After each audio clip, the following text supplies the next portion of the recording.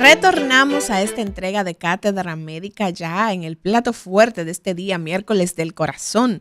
Nuestro querido doctor Ángel González Medina con nosotros. Buenos días, doctor. Buenos días, Liz. Bueno, aquí de nuevo con ustedes después de esta tragedia que hemos tenido, Sí. que nos debe servir de mucha reflexión, no solamente por el hecho en sí, sino las cosas que ocurrieron durante la etapa, ¿verdad?, de rescate de los accidentados, los que estaban en los escombros, el comportamiento de la gente. Uno se sorprende cómo nos estamos deshumanizando.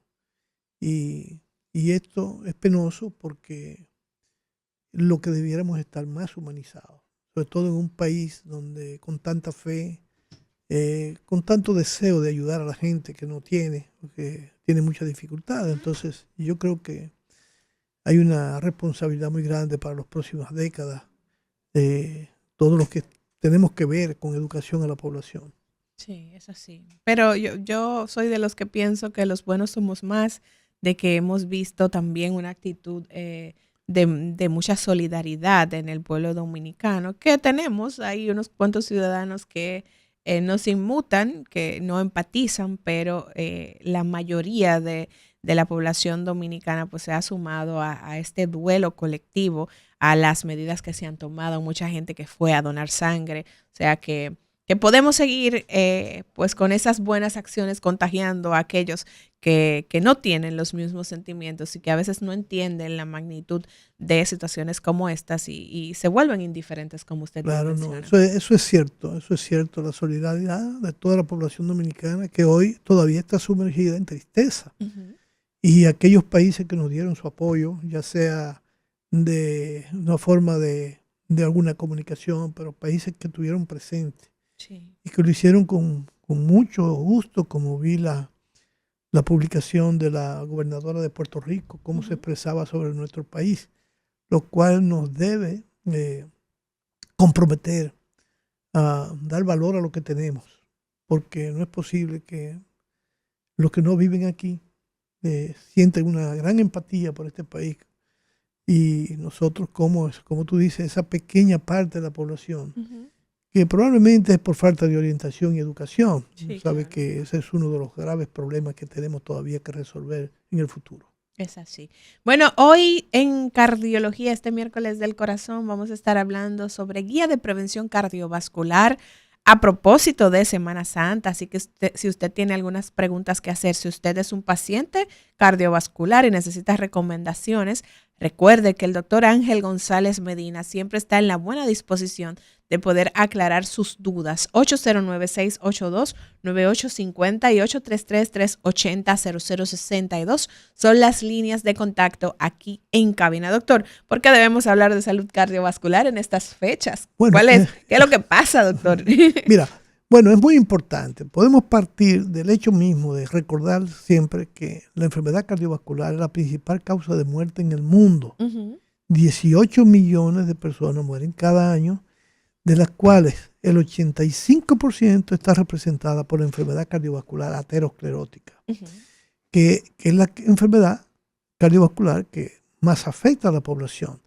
Y no solamente eso, sino que cada vez esta enfermedad se hace más frecuente, sobre todo en los países en vías de desarrollo como el nuestro, en los países de menor ingreso, ¿verdad? Y de menor educación, de menor accesibilidad a los servicios de salud y a la medicación de buena calidad.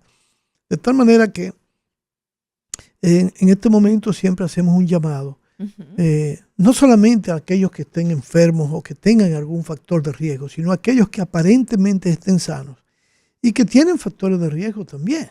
Y entonces para desarrollar una enfermedad cardiovascular, que muchas veces una buena proporción de los pacientes están asintomáticos y que por excesos en la ingesta de alimentos, de alcohol o de un ambiente donde puede haber contaminación que pueda precipitarse un evento cardiovascular. Y es muy lamentable que en una etapa en la que debiéramos disfrutar en reflexión, como tú decías, reflexión espiritual, de solidaridad con la familia, con los amigos, que también podemos compartir, obviamente, en una etapa de también sentirnos felices, alegres, pues dar pautas para que seamos comedidos y evitar el desarrollo de eventos cardiovasculares que pueden costarnos la vida. Claro. Esto es muy importante porque es bueno señalarle a la gente que en los países en vías de desarrollo también ha habido un aumento en el mundo, en todo el mundo, a pesar de todas las medidas que se han tomado, ha habido un aumento en la proporción de pacientes que mueren por enfermedad cardiovascular y que desarrollan enfermedad cardiovascular. De tal manera que, si podemos ver, no solamente es el aumento, sino que cada vez está predominando en población joven. Población joven que rompe todos los esquemas de lo que pudiera ser la prevención, ya que el uso de tabaco, la polución que cada vez es mayor, de todos estos vehículos que tenemos en las calles, las construcciones, etcétera. Y por supuesto, las razones o factores que nos afectan desde el nacimiento, porque venimos con esos trastornos. No lo sabemos porque no nos evaluamos. Entonces, es imperativo, es un deseo grande de educar a la población para que cada año, como siempre hacemos aquí en el programa, señalarle a las personas que debe hacerse una evaluación. ¿Cuándo? No tiene que ser al inicio del año, sino trazarse una pauta de que cada año se haga su evaluación, sobre todo aquellos que están ya en una edad por encima de los 35 años y aquellos que tienen historia familiar de muerte cardiovascular o enfermedad cardiovascular precoz o prematura, que acudan al médico, que no se lleven del consejo aquel de que no voy al médico porque algo me van a encontrar. Claro. Qué bueno que te pueden encontrar algo que se puede resolver y prevenir y prolongarte la vida al máximo. Y eso es muy importante que la población lo entienda. Entonces, y en especial también a los pacientes que ya tienen enfermedad, que tienen factores de riesgo, como señalábamos hace un momento sobre el asunto de la diabetes, la hipertensión, porque es que la enfermedad cardiovascular es la principal, no solamente la principal causa de muerte, sino la principal causa de discapacidad en el mundo. Porque es que afecta al corazón, afecta al cerebro, afecta a los riñones, afecta a nuestro sistema cardiovascular en sentido general.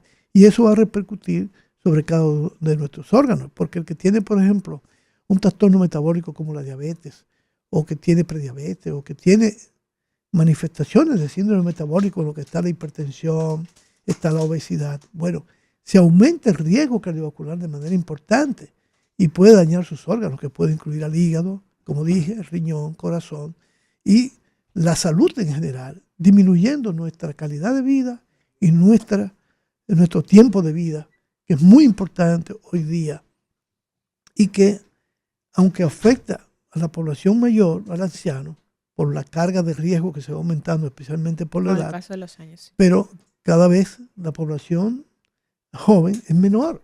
Entonces, ¿por qué? Porque en muchos países hay una tasa de nacimiento menor y un aumento de la tasa de pacientes que sobreviven gracias a todos los avances que hemos tenido, no solamente en el conocimiento para desarrollar nuevas técnicas diagnósticas, nuevas terapias, sino también técnicas para ayudar a recomponer la calidad de vida de los pacientes. Usted en esta introducción, doctor Ángel González Medina, pues ha tocado un tema que me parece vital y es el tema de la prevención, porque como bien usted indicaba, este tipo de programas quizás la gente lo escuche y dice, no, pero que yo no soy hipertenso, yo no tengo ningún tipo de condición cardiovascular, voy a obviar toda la recomendación que da. Sin embargo, usted decía, puedes presentar un evento, hacer una crisis, sin conocer que ya tienes una enfermedad cardiovascular que se está instaurando, que está provocando daños y que te puede costar la vida. Entonces, a veces la gente pues pasa desapercibida toda esta información. Estamos llevando, como usted bien indica, la población joven un estilo de vida que es totalmente dañino e incompatible con salud cardiovascular, mala alimentación, sedentarismo, tabaquismo, consumo de alcohol excesivo. Y estos son jugarse varios números, doctor, de una sola partida. Y el costo que esto tiene, Liz. Claro. El costo que esto tiene. En nuestros países casi nunca podemos hablar de costos así porque no tenemos números que puedan ser lo suficientemente confiables. Pero tenemos números. Y si te pones a ver que siempre tomamos como ejemplo a los grandes países, ¿por qué? Porque ellos sí tienen esos datos. Sí. Pero porque Estados Unidos, el costo por pérdida de actividad productiva asciende a los 200 billones Wow. Más de 200 billones. Y se espera que para el 2030 son 300 billones. Y lo mismo te vas a encontrar en Europa, en la Unión Europea. O sea, y cómo nuestros países, la población no tiene recursos. Los estados no tienen recursos. Fíjense lo que están haciendo otros países como Estados Unidos. Es acortando gastos. Sí. Entonces, dentro de eso debe ir asociado con una política real de salud en la que podamos prevenir, porque será siempre mejor prevenir antes que remediar. Entonces, en países en vía de desarrollo, como decía, por ejemplo, la India, ahora tenemos un problema que el infarto es, el promedio de aparición de un infarto es a los 53 años. Sin embargo, en China, que es un país que ha tenido un gran adelanto o un gran avance en sus condiciones económicas, está en los 62, 63 años. Claro. Pero hay muchos problemas en estos países grandes, no solamente en la India, en Brasil, en Italia, donde hay pobre control de la hipertensión por lo mismo que decíamos de que como el paciente está asintomático, no sabe que está hipertenso, entonces ¿cuándo viene la reacción? Cuando por un exceso, como puede ocurrir, aunque no necesariamente en todos los casos, aparece que entonces, que tengo un dolor de cabeza intenso. Usted es hipertenso. Hipertenso, yo no era hipertenso. Pues mire, cuando yo lo evalúo y lo examino, digo, sí, usted es hipertenso porque usted tiene algunos rasgos, algunas huellas de que la hipertensión le ha causado daño. Y además te encuentras que muchos pacientes ya tienen prediabetes. No lo sabían.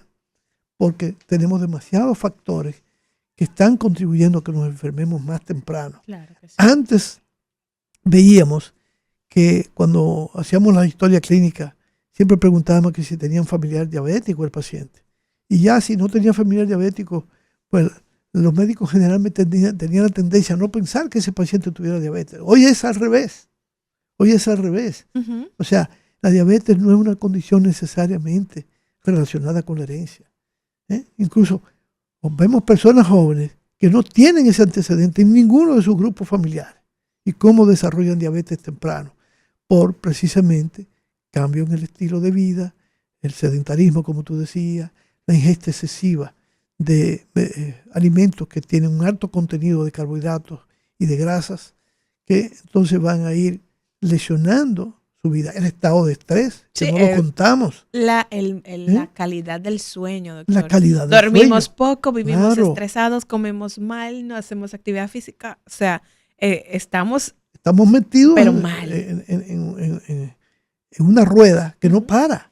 Sí. Y no solamente son la población, lo hacemos nosotros mismos, que nos cuestionamos día a día el estrés que vivimos. Sí, claro. En el trabajo, con la familia, con los pacientes, con las actividades que tenemos que hacer, que muchas veces queremos dejar de hacer cosas, pero las exigencias del estilo de vida hoy también nos llevan a llevar un estrés. Entonces, ¿qué uno hace? Que modula ese estrés del día tratando de dormir mejor, en el fin de semana descansar, no seguir con el exceso de trabajo y el exceso de actividades, sino tomar ese tiempecito, incluso en el día, en la noche, cuando usted llega a su casa, oír un poco de música, porque eso le produce relajación, conversar con su familia, sentarse, compartir y dejar las cosas para ya los días donde uno tiene más estrés, más actividades, y tratar de buscar apoyo, ¿verdad? Los que podemos buscar apoyo en gente que nos pueda ayudar para realizar nuestra labor, porque el estrés está condicionando no solamente el desarrollo de hipertensión, el desarrollo de diabetes, el desarrollo de la enfermedad cardiovascular. Y en la enfermedad cardiovascular no es corazón nada más, recuérdese, el cerebro. Mucha gente joven hoy que desarrolla eventos también vasculares cerebrales, que es una enfermedad también mucho más discapacitante, porque usted queda discapacitado desde el principio. Usted tiene un infarto y dependiendo del área que el infarto le ha tomado en su corazón y si dio tiempo de intervenirlo, usted va a poder seguir siendo una vida productiva, aunque limitada porque ya tiene una afección. Pero el que tiene una afección cerebrovascular ya queda limitado. Claro que sí. Ya físicamente no es el mismo. Eso es así, doctor.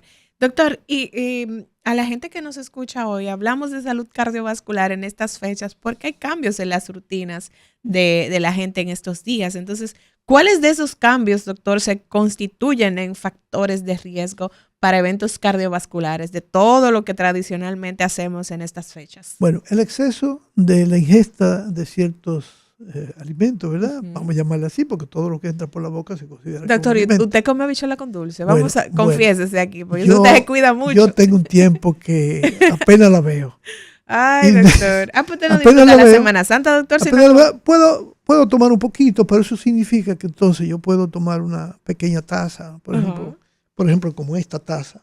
Ok, pequeñita. Pequeña. Y entonces eso implica que en la tarde, en la noche, yo voy a ir a hacer ejercicio un poco más intenso. Equilibrar, ¿verdad? Exacto, que no voy a comer pasta, que no voy a comer ninguna vianda que tenga contenido de alto carbohidrato, pan, por ejemplo, o arroz, sino comer más ensalada. Entonces, eso es muy importante, sobre todo para el paciente que es diabético o que es prediabético, que no lo sabe y que puede tener una elevación importante de sus niveles de glucosa, de niveles de azúcar. Lo mismo pasaría con otras cosas que consumimos, como los buñuelos, que son mi preferencia, pero que ya decidí hace 2 años. No comerlos. Uno diario. Un solo.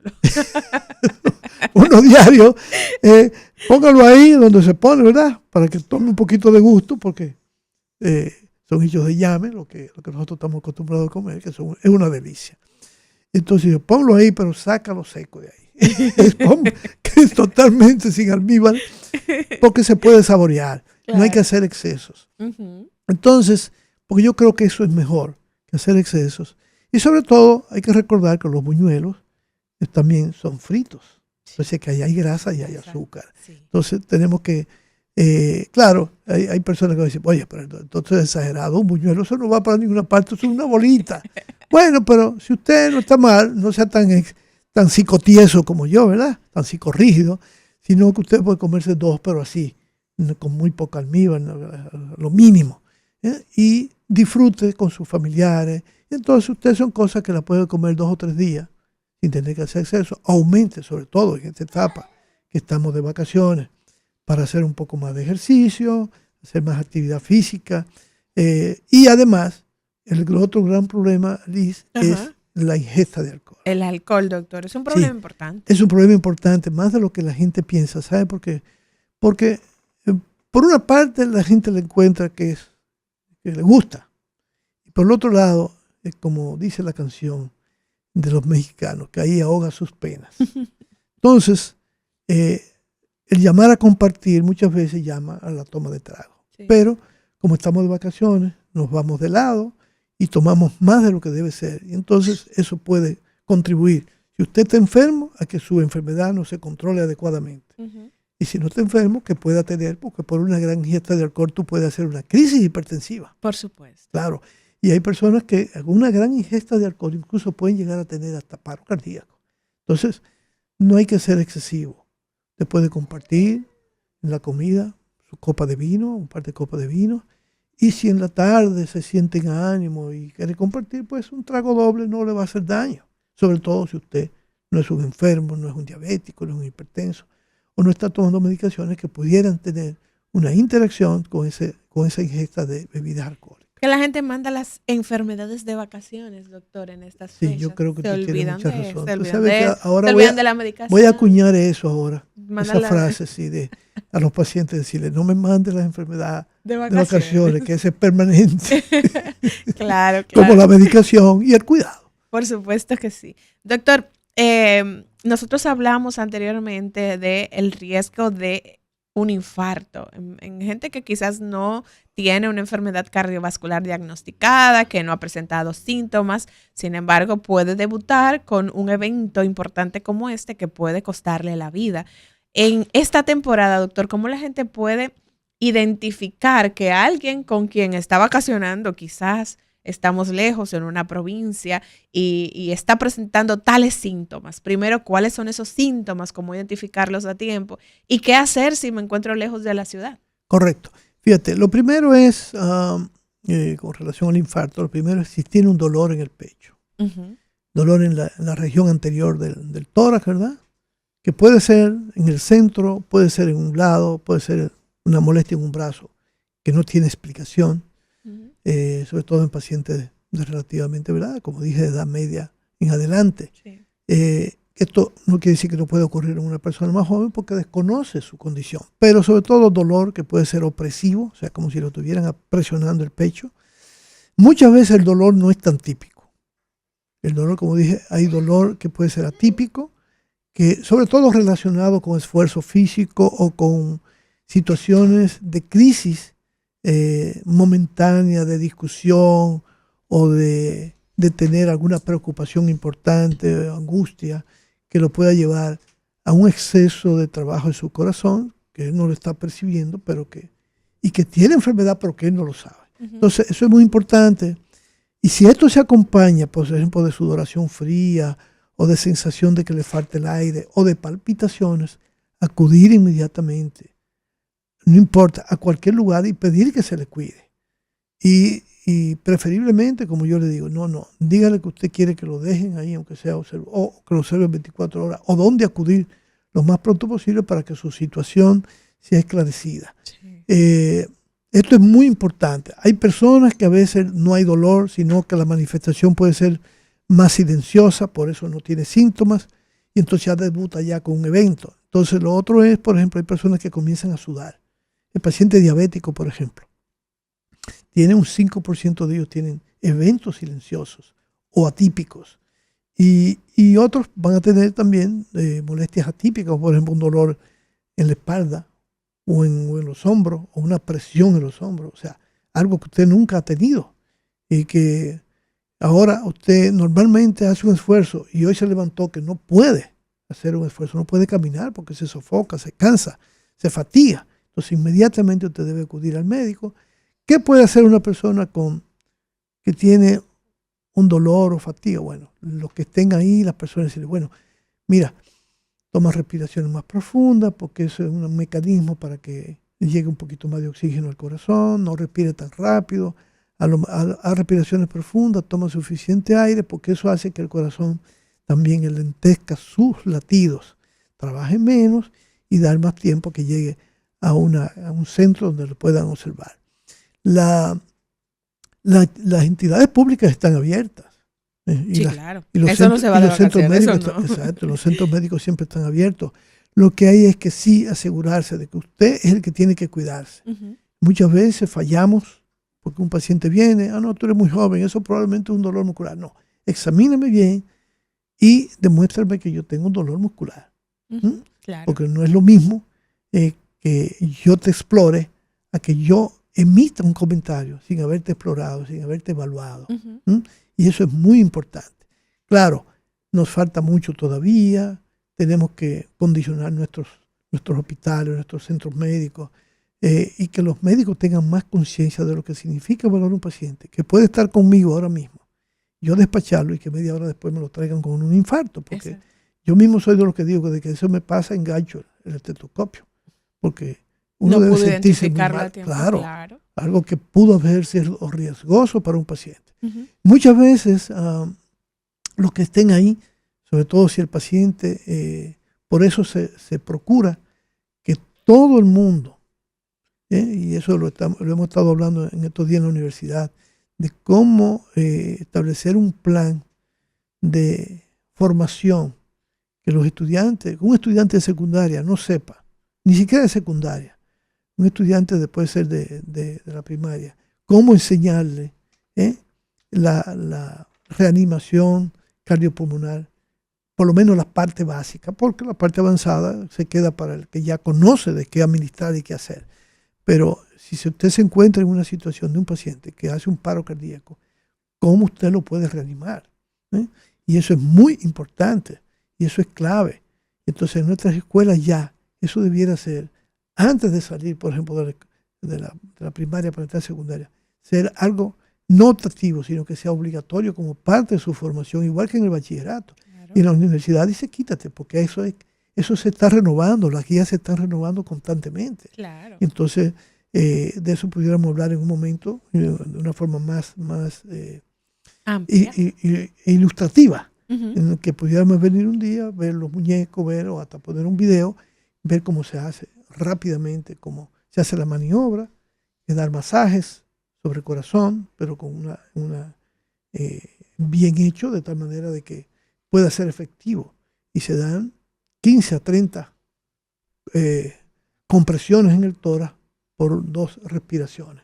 Antes era Y ahora lo más importante es reactivar la función cardíaca rápidamente y tratar de trasladar a ese paciente lo más rápido posible a un centro donde pueda ser atendido de una manera efectiva, tratar de recuperarlo.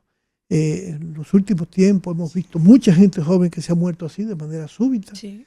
Y obviamente no siempre es un infarto, puede ser otra situación, pero podemos reanimarlo como quiera si es por otra situación. Claro. Doctor, usted sabe que cuando una persona se manifiesta que tiene un dolor de pecho, la gente regularmente corre a tomar la presión. Una persona que está haciendo un infarto, ¿siempre tiene presión arterial elevada o puede darse casos en que no? Porque la gente dice, no, tiene la presión normal. Bueno, eso quizá es un dolor muscular, vamos a ver un ratito, a ver qué pasa. Sería bueno aclarar esta parte. Claro, eso hay que aclararlo. Mira, la presión puede estar normal, puede estar alta porque se produce una serie de reacciones en el organismo que hace que la presión se eleve o por respuesta a lo que está ocurriendo, y otros, porque ya el infarto se está instalando y es un infarto importante, van a tener presión baja. Con mayor razón todavía de correr con ese paciente.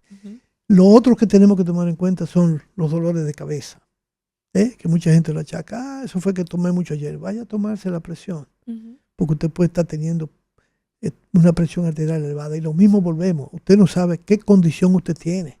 Y cuando viene a ver esa elevación de la presión arterial le provoca un evento vascular cerebral, también, o un infarto, claro, o lo lleva a una situación incómoda, en la que usted va a descubrir cuál es su problema realmente. Claro. Bueno, hoy es miércoles del corazón. Conversamos con el doctor Ángel González Medina. Es momento de hacer una breve pausa, pero nosotros tenemos más información interesante que compartir con ustedes, así que les motivamos a que sigan en sintonía.